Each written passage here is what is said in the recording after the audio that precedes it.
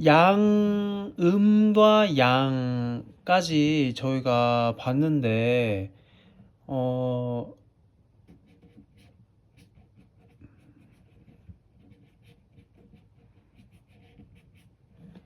최초의 태허라는 게 음과 양으로 분할이 되고, 그 분할 과정에 대해서 음과 양이 어떠한 의미인지 알아보고, 그 다음에 그걸 어떻게 사주에 적용할 수 있을지 간단하게 한번 말씀을 드려봤습니다. 그리고 오늘은 한번 이 양이 다시 또 분화가 된다고 그랬죠. 우리가 많이 주변에서도 들어봤던 얘기가 여기서도 나오는 거예요. 음양 오행 사상, 뭐 동양의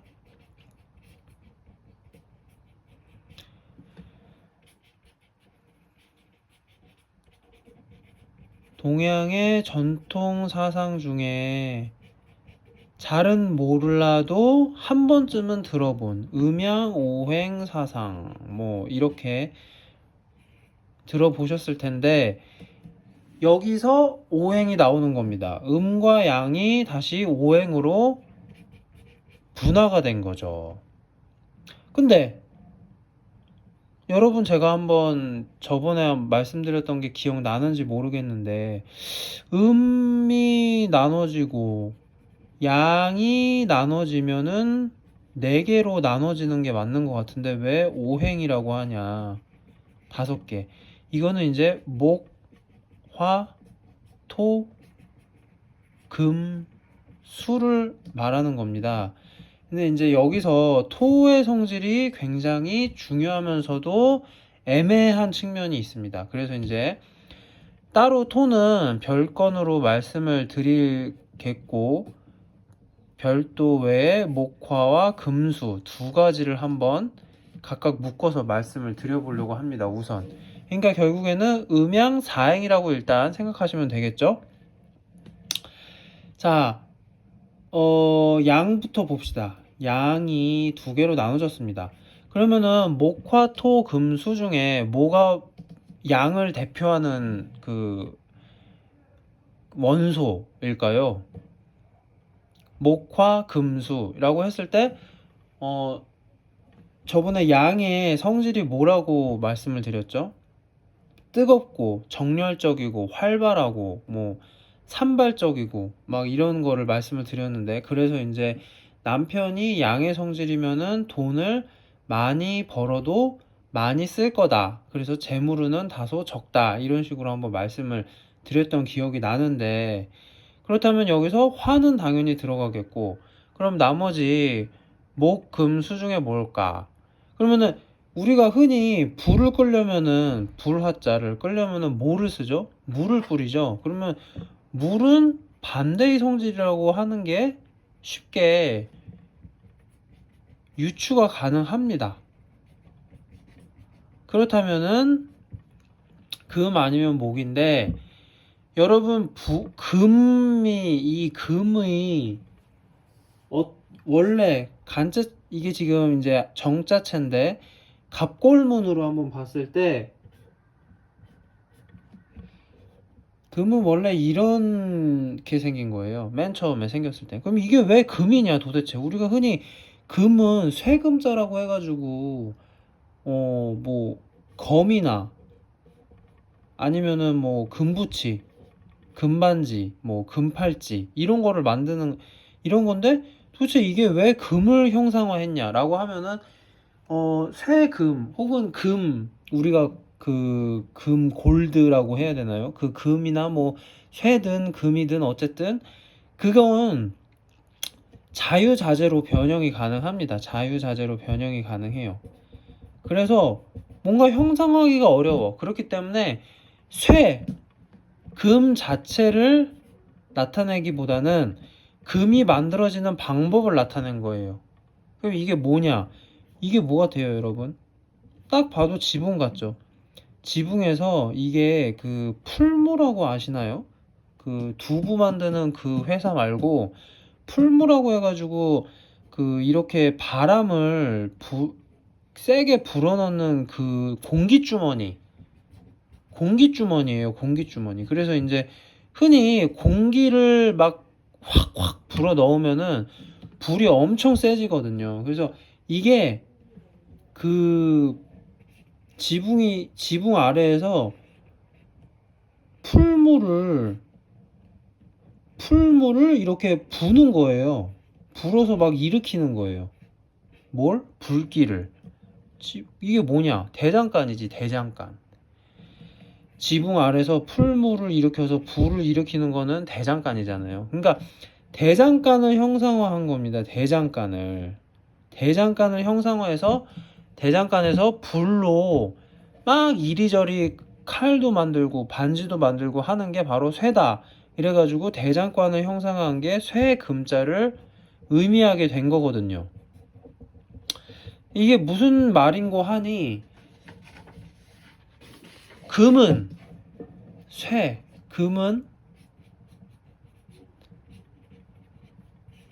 불에 의해서 좌지우지가 된다. 결과적으로 불에 의해서 불과 친하지는 않다. 이거잖아요. 불에 의해서 좌지우지가 된다는 거는.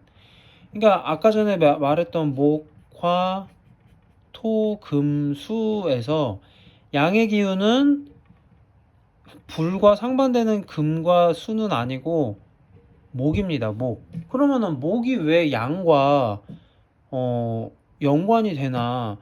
처음에 이제 이 음양오행을 접할 때는 잘 이해가 안 되는 경우가 굉장히 많아요. 저도 마찬가지였고. 여러분, 제가 양이 무슨 의미라고 했죠? 이게 뭐라고 했죠? 이건 둔덕이고, 둔덕에서 어떠한 동물? 무슨 동물이죠? 도마뱀이 있는데, 도마뱀은 둔덕에서 산에서 어디에 있는다? 양지 바른 곳. 왜냐? 변온동물이기 때문에 체온을 유지하기 위해서.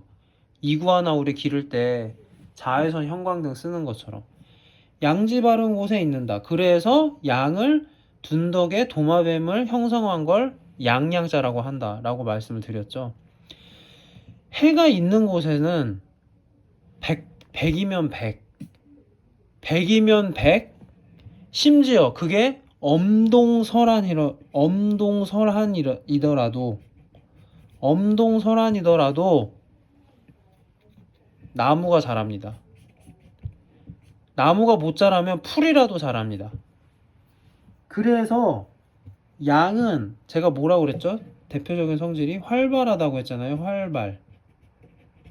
활발하다는 거는 여기저기 사방팔방 분산된다는 걸 의미하고, 이 분산의 성질을 가장 잘 나타내는 오행 중에 하나가 바로 목인 거죠. 왜냐면은 여러분들 이제 봄에 아시겠지만 조금이라도 따뜻해졌다라는 생각이 들면은 나무는 뭐 물론이거나 풀이 무지막지하게 자랍니다. 무지막지하게 자라요. 산발되는 이건 사산이라고 하는 건 사방으로 뻗쳐나가는 그 성질이 풀이 가장 잘 대변이 됩니다. 그래서 양인 목과 화가 대표적으로 양에서 분화가 됐다고 보는 거예요. 그래서 이제 화는 보통 태양을 하고 의미라고, 목은 태양의 그걸 영향을 받아서 쑥쑥 자라는 그것 성질이라고 말하면 되는 거예요. 여러분, 자연스럽게 제가 이제 얘기가 들어왔는데 이거 한번 말씀드리고 싶었어요. 꼭 목화토 금수라고 해서 이제 오행이 목화토 금수라고 해서 항상 이게 목화토 금수라는 우리 실제 형체 있죠. 마시는 물, 나무, 목, 불, 화, 흙, 토, 쇠, 금 이렇게.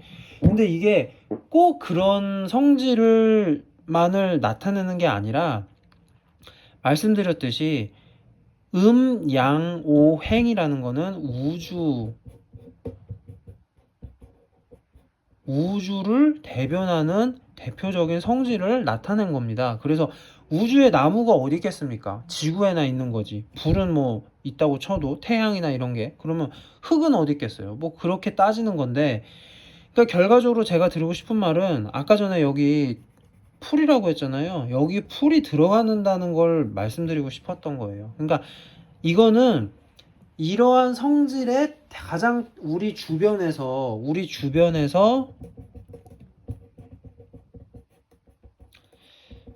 여러분 이 주 변자가 이게 변두리 할 때 이 변자를 쓰거든요. 근데 변이 엄청 쓰기 힘들어서 이런 식으로 저기 약 간체차가 쓰여요. 옛날부터. 너무 쓰기 힘들잖아요. 우리 조상님들도 쓰기 힘든 건 귀찮았다. 그래서 이제 이렇게 쓰는 경우도 있습니다. 가끔. 제가 그래서 그거는 이해를 한번 해주시면 될 것 같고, 우리 주변에서, 사람의 주변에서 가장 잘 보이는 것을 형상화한 글자일 뿐인 거예요. 그래서 이제 아까 풀 같은 경우에도 나무에 들어가는, 이게 무슨 의미예요? 활발하다. 아까 제가 사산이라고 썼는데 사방으로 뻗쳐나간다, 사방으로 펼쳐진다, 이런 의미를 썼는데, 이런 의미 같이 사방으로 뻗어나가는 그 기운은 나무가 제일 잘 의미하기 때문에 나무라고 대표적인 한 글자를 쓴 것뿐이다, 이렇게 아시면 된다는 거예요. 그래서 여러분들 가만히 나무를 보면은, 특히 이제 고무나무, 이런 열대지방의 나무들을 보면은 확연하게 드러나더라고요. 해외여행 보통 가셨을 때 열대지방 동남아 쪽 가시면은 더 잘 느끼는데, 이야, 그냥 나무가, 동남아 지방을 가면은 나무가 그냥 한번 비가 확 내리고 나면은 쑥쑥 자랍니다. 쑥쑥 미친 듯이, 정말 하루가 다르게. 뭐 우리나라의 경우에 워낙에 사계절이 뚜렷하다 보니까 봄이나 돼야지 겨울에 그 딱딱한 동토에서 갑자기 쑥쑥 자라는 그 잡초나 이런 걸로 이제 그 나무의 성질을 확실하게 느낄 수 있는데, 열대 지방에서는 훨씬 더 잘 느낄 수 있더라고요. 그래서 이제 그런 느낌으로 이거는 나무를 의미한다 라고 말씀을 드리는 거예요. 그래서 그런 측면으로 받아보시면 되는 거예요. 자, 그러면은 말 나온 김에, 그러면 아까 양의 기운은 목과 화라고 했잖아요. 목은 쑥쑥 자라는 사산이라고 하는 사방팔방으로 뻗쳐나가는 기운을 대표적으로 말한다면, 화는 그러면 무엇을 의미하는 것일까? 무엇을 의미하는 것이길래 분화가 된 것일까? 그러니까 양이라는 하나의 일정한 기운이 있다면 굳이 두 개로 분화가 될 필요가 없었을 텐데, 왜 굳이 두 개로 분화가 될 것일까? 그 의미는 결국엔 목이든 화든 두 가지는 양의 기본적인 성질은 공유를 하지만 약간의, 여러분 약간이라는 것도 한자인 거 아셨어요? 약간도 한자입니다. 그래서 중국에서는 정책을 약간 문제에 대한 걸 해결한다 이래서 약간이란 말을 엄청 많이 써요. 약간의 차이점이 있다는 거죠. 차이점. 이 점자도 저번에 1강 때 한번 말씀드렸었는데 간체자입니다. 정체자로 쓰려면 엄청 힘들어요. 쓰기가 귀찮아서 중국이나 일본에서 많이 간체자로 쓰시죠. 어쨌든 약간의 차이점이 있기 때문에 분화가 되는 거겠죠. 그리고 그 다음에 우리는 그 목과 화를 따로따로 또 사주 분석할 때 써먹는 거고. 그러면은 화의 가장 중요한 특징은 뭐냐? 목에 대비해서 봤을 때 가장 중요한 특징은, 목은 경, 딱딱할 경,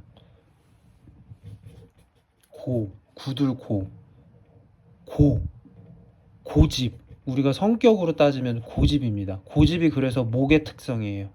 목의 특성이 있으면 고집이 있다고 봐요. 딱딱한 특성. 그러면 불은 반대로, 여러분 불은 딱 느껴지죠? 나무는 딱 쳐봐. 그러면 아프죠, 손이. 딱딱하니까. 불은 쳐봐.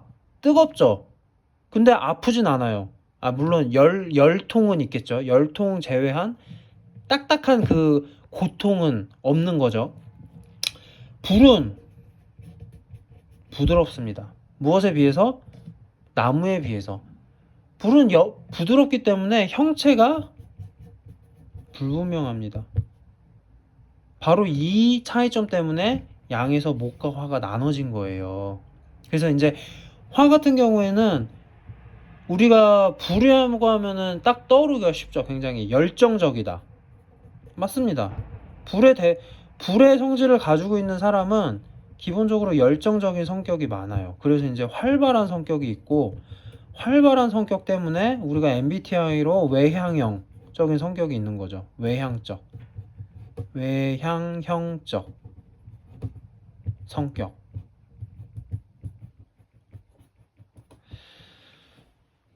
그리고 부드러운 측면이 있기 때문에 도전적이면서도 흔히 말하는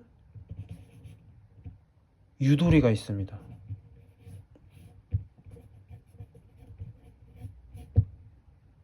그래서 이제 나무의 성질을 가진 딱딱한 고집보다는 상대적으로 유연하게 어떠한 사태를 대처하는 능력이 큰 거죠. 대신 그 사태를 대처하는 거에 있어서 불이기 때문에 확 돌격하는 느낌이 너무 강한 거죠. 돌격이라는 것도 엄청 쓰기 힘들어요. 격자도 저도 진짜 오랜만에 써본다. 이렇게 해서 이렇게 쓰는 거거든요. 공격할 때 격자예요. 근데 너무 쓰기 힘들어서 이렇게 간체자로 많이 씁니다. 다 그냥 줄여버리는 거죠. 그래서 이제 간단하게 쓰려고. 그래서 어쨌든 돌격적인 성격이 있기 때문에 그 욱하는 성격 있죠. 우리가 흔히 욱한다. 그 욱하는 성격이 불의 성질을 많이 가지고 있는 사람들한테 드러나는 경우인 거죠. 욱하기 때문에 바로바로 사태 대처에 있어서 속도가 빨라. 속도가 빨라. 속도전이야. 속도전. 근데 그만큼 유연하게 다가가면서도 반면에 좀 뭐라고 해야 될까? 이렇게 신중하지가 못한 거죠. 신중한 느낌이.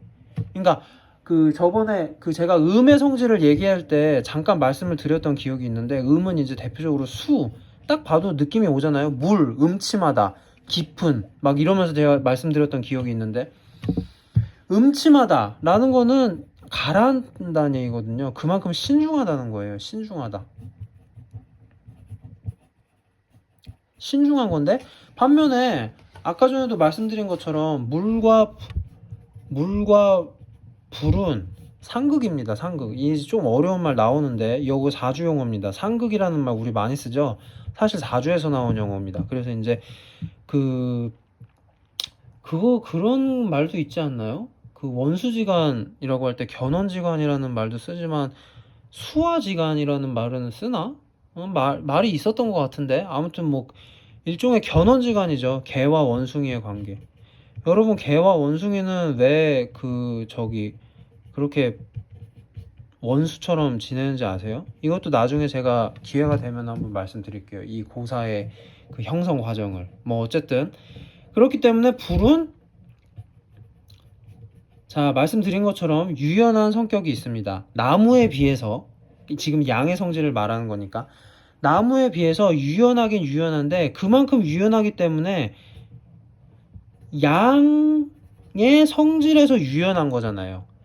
양의 성질에서 유연함이 있기 때문에 욱한다는 거죠. 유도리가 있으나 뭔가 활발한 유도리인 거예요. 그렇기 때문에 생각보다 행동이 먼저, 사고보다는 행동이 앞선 양식이 드러나게 되고, 이것은 돌격적인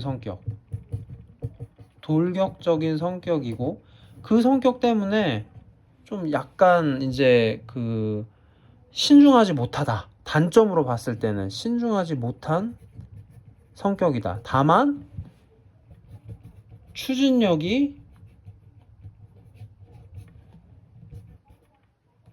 불처럼 화끈하다. 우리 화끈하다라는 말 쓰죠. 화끈. 화끈도 한자입니다. 이게 근이거든요. 근력할 때 근자. 불 같은 근력이 있다. 화끈하다. 화끈하다. 그러니까 여러분 여기서 이제 보시면 이제 슬슬 이제 제가 말씀드리는 게 좀 이렇게 좀 쉽게 와닿으면 좋겠다는 느낌이 드는 게, 양의 성질을 기본적으로 생각을 하면 그 양의 성질을 공유하는 것 중에서 약간의 차이점 때문에 분화가 됐다. 이렇게 보시면 되는 거예요. 이제 이게 또다시 분화가 되고 해가지고 뭐 64궤, 뭐 8궤 이런 식으로 분화가 되는 거거든요. 그래서 뭐 나중에 100 몇 개까지 있겠죠. 뭐 사실 100 몇 개도 아닙니다. 지금도, 지금 이 순간에도, 지금도 여러분 한자인 거 아셨어요? 한자입니다. 지금 이 순간에도 사실 분화가 되고 있는 거죠. 우주 천문학을 좀 관심 있으신 분은 아시겠지만 지금도 우주는 팽창하고 있다고 하잖아요. 그러니까 이제 그런 개념인 거예요. 우주는 지금도 팽창하고 있다. 언제까지? 무한대로. 끝이 있다고는 합니다. 근데 그거는 아닌 것 같아요, 사실. 그냥 이제 단순히 계산적으로 봤을 때 그런 거고, 사실 가설로는 끝이 있다고 하는데, 제 생각에는 사실 끝이 있으면 다시 또 합쳐지는 겁니다, 결국엔. 그래서 다시 또 태어로 변하겠죠. 그리고 태어에서 다시 또 분화가 되고, 양, 오행 이런 식으로 저번에 말씀드린 것처럼. 어쨌든 중요한 건 이 느낌이다. 이 느낌. 양의 성질을 기본적으로 공유하는 목화는 약간의 차이점이 있기 때문에 나누어졌고, 그 차이점을 봤을 때 기본적으로 양은 뭐라고 그랬죠? 자, 처음이기 때문에 간단하게 생각합시다. 활발하다. 그러면 목화는 둘 다 활발함을 공유하고 있는 거고, 대신 두 개가 다른 느낌이 있으니까 차이점이 있기 때문에 분화가 됐다. 그럼 무슨 차이점 때문이냐?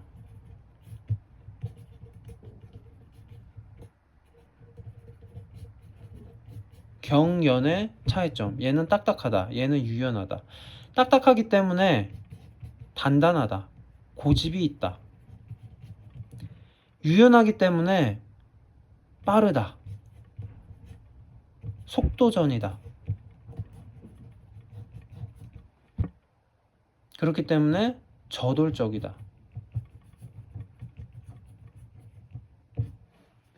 단점으로는 신중하지 못한 측면이 있겠죠. 신중치 못하다. 이건 이제 없을무자의 간체자입니다. 신중하지 못하다. 이렇게 생각하시면 될 것 같아요.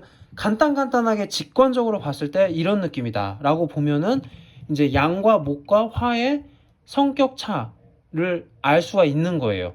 여러분들 요런 게 이제 조금씩 쌓이면은 나중에 이제 오행까지 다 배우고 목화 보셨잖아요. 토, 금, 수까지 다 보면은 이제 그때 제가 한번 예시로 사주를 어떻게 푸는지, 제가 음양만 가지고도 사주 구성했을 때 보여드렸던 적이 있는데, 이제 더 분화가 됐으니까 좀 더 세밀하게